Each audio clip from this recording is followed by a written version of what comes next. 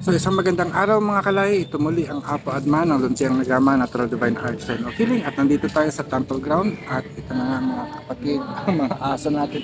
O tama na muna, magbablog muna ako, magbablog muna tayo. Ano? So ayan mga kalay, si Kakao. Kamusta naman si Tableya at si ay halika na talaga tayo. Naalala ko tuloy yung kwento nila kay pag sa probinsya hindi nila hinahalikan ng kanilang aso dahil kasi kasi yung mga aso nila sa probinsya sila yung kumakain ng tae.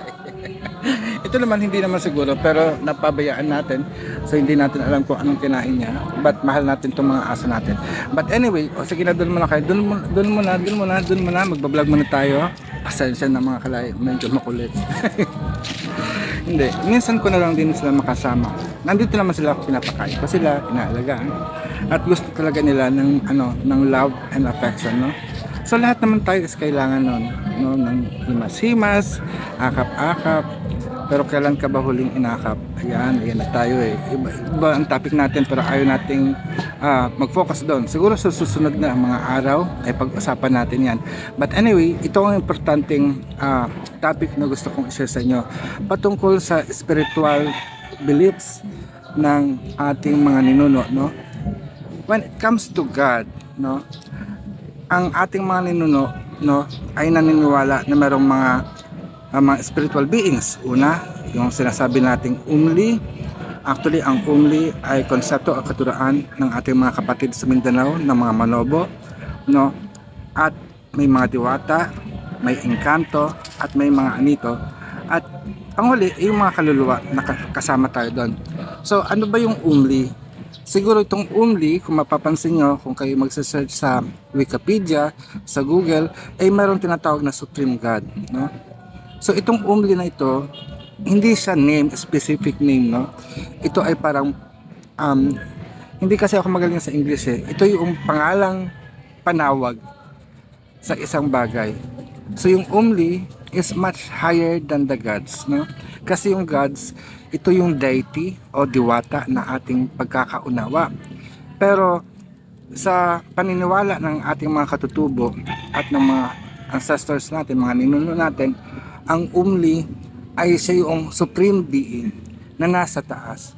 Siya ay hindi maaring magkaroon ng pangalan, although pinapangalanan ng mga tribo bilang supreme, katulad dito sa Katagalugan siya si Bathala, no? Sa Northern Province siya si Kabunyian, sa Bisaya siya si Kaptan, or maaring si Kanlaon, o kaya sa Mindanao naman siya ay si Magbabaya. So they are the supreme beings, no? They, dahil kasi naging marami tayong naging pangalan na tinawag sa kanya ng bawat tribo, but they are one. They are one. So medyo dito yung pronouns ng mga LGBT is na-include, no? Pero in terms of identity of the supreme divine being, hindi siya dapat nalilimitahan. Tulad nga ng mga kapatid nating Muslim, sabi nga nila, Allah is Allah and nothing besides Allah.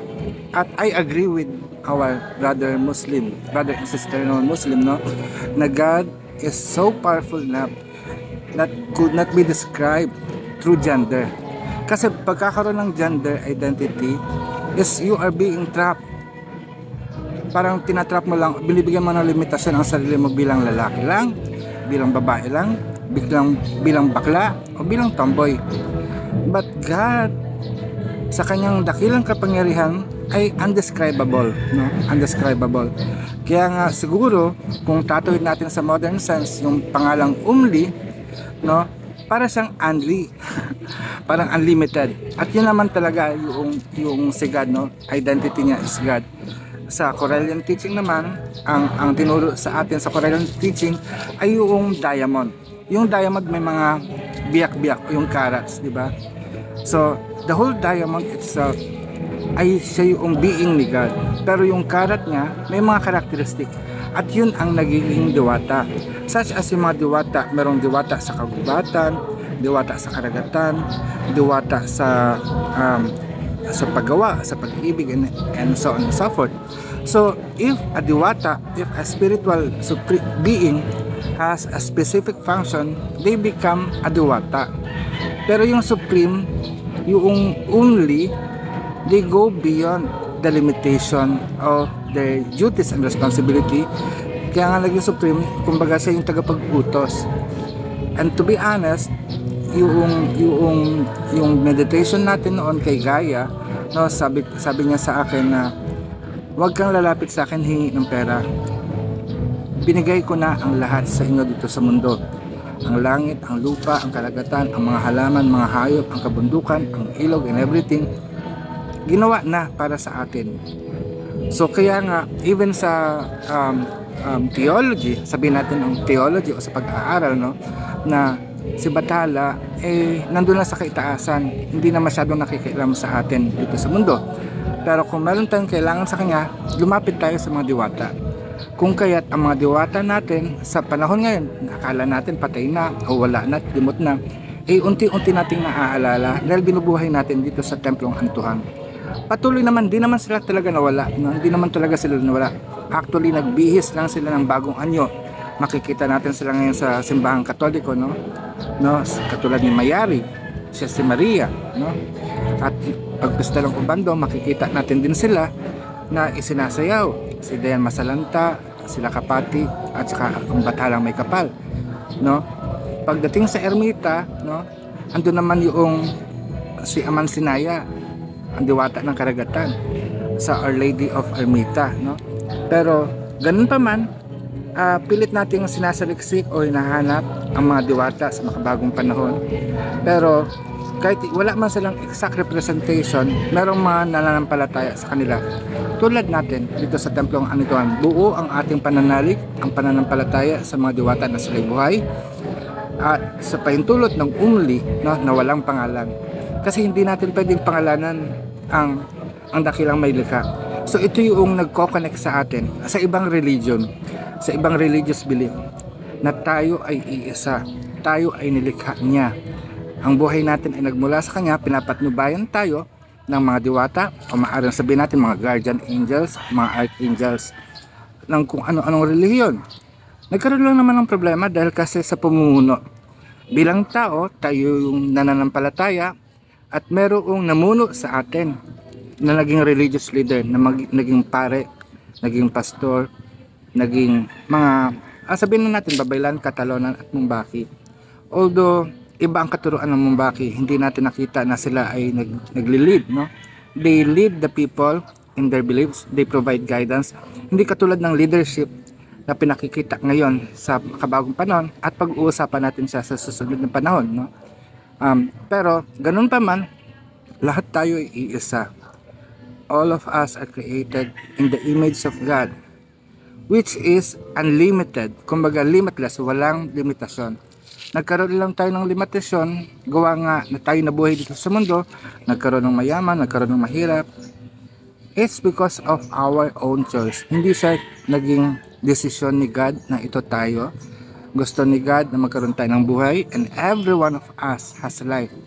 Diba? Ang buhay na yan, nataglay mo ngayon, taglay ko ngayon, no? Yung kalakasan sa loob ng ating katawan, ipinagkakalob siya araw-araw ng ating Panginoong May Kapal, ng dakilang lumikha, na tinatawag ng ating mga ninuno bilang umli, no? Although itong kapangyarihan nito, itong buhay na to, tayo na ngayon sa lupa ang magde-decide kung paano natin siya papatakbuhin. Patakbuhin natin siya sa mabuti o patakbuhin natin sa masama. Pero ang mahalaga dito, mga kalahi, sama-sama tayong manalangin, magtiwala sa Panginoon na kaya niyang baguhin ang ating mga suliranin.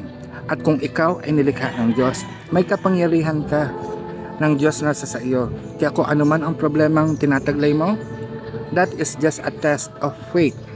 Pagsubok yan sa buhay. Gamitin mo ang kapangyarihan ang pinagkaloob sa iyo ng Panginoon. Manahimik ka muna ng sandali.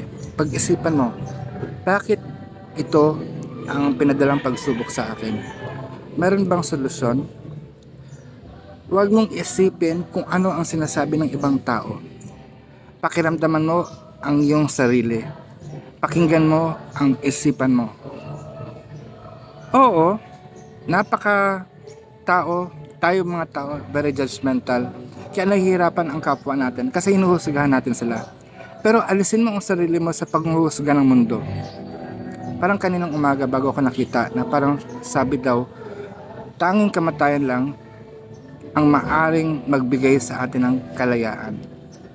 Actually, hindi po. Pag tayo namatay, ibig sabihin hihinto lang ang ating kaisipan, pero hindi kalayaan. Ang tunay na kalayaan ay dapat nakakamit habang tayo buhay. Ganon din ang kapayapaan sa buhay, no? Hindi rest in peace na kung patay tayo. Ang kalayaan at kapayapaan ay dapat nakakamit natin habang ngayong buhay. So paano natin makakamit ang kalayaan? Paano natin makakamit ang kapayapaan? Alisin natin ang sarili natin sa gulo na ating tinatahak. Magulo man, katulad nito, magulo yan. Sa ngayon magulo kasi wala pa tayong kakayahan na ayusin. Pero pag tumayo tayo at simulan natin ang pag-aayos ng lugar na to, magiging maganda siya. Parang tulad na lang din nangyari sa ating templo dati. Dati mukhang basura lang kami, parang barong-barong lang kami, pero kumilos tayo para isaayos natin ang ating hinaharap. Ganon din sana mga kalahi, kung ano yung buhay ninyo, huwag kayong tumambay dyan, huwag kayong malugmok sa buhay, tumayo kayo. Isipin niyo kung ano ang nararapat. Limitahan nyo ang inyong pangangailangan sa ibang tao. Dahil ang buhay mo, ikaw din yan eh. Ikaw nagdadala. Hindi ibang taong nagdadala ng buhay sa'yo. Kaya, ito na lang mga kalahi. Sana kung meron kayong pangangailangan, pwede nyo akong i-email. Huwag masyado dito sa TikTok. Dahil kasi, ang hirap magbasa. So, mas maigi na lang mag-email po kayo sa apoadman@luntiangagama.org. Kung nagustuhan niyo po ang video na to, please kindly give me a heart or thumbs up. At kung di pa kayo nakakapag-subscribe, subscribe na po kayo. Ay, tsaka isa pa no, meron pala tayong Hilot Binabaylan training every Sunday, magsisimula sa March 23, 2025 dito sa Templong Amituhan. Ang oras po ay from 1 PM hanggang 6 PM. So every Sunday po siya, no? Every Sunday. So i-message niyo po ako kung nais niyo po mag-enroll. So 13 session po siya, every Sunday lang po, 1 PM to 6 PM. At meron po siyang minimum fee na training fee is 500 per session, learning session. So ang 13 session ay nagkakahalagang 6,500. So mababa na po ito, mababa na po siya dahil kasi ang talagang regular price natin ay nasa 72,000. Pero naisip ko po kayo at nais ko po kayong matuto at nais ko kayong magkaroon ng kabuhayan at makatulong din sa ibang tao. So binaba po natin siya sa 500 pesos per individual, per learning session. At matutunan niyo po dito kung paano manggamot at mga ritual na sinasagawa natin. So ang panggagamot ay hindi lang sa karamdamang physical, kundi emotional, mental at spiritual. Matututunan niyo po. So ano pang hinintay niyo? Mag-enroll na po kayo. So hanggang sa muli, ito ang Apa Adman ng Templong Amituhan ng Luntiang Agama. Mayari na, pag-asatin. Paalam!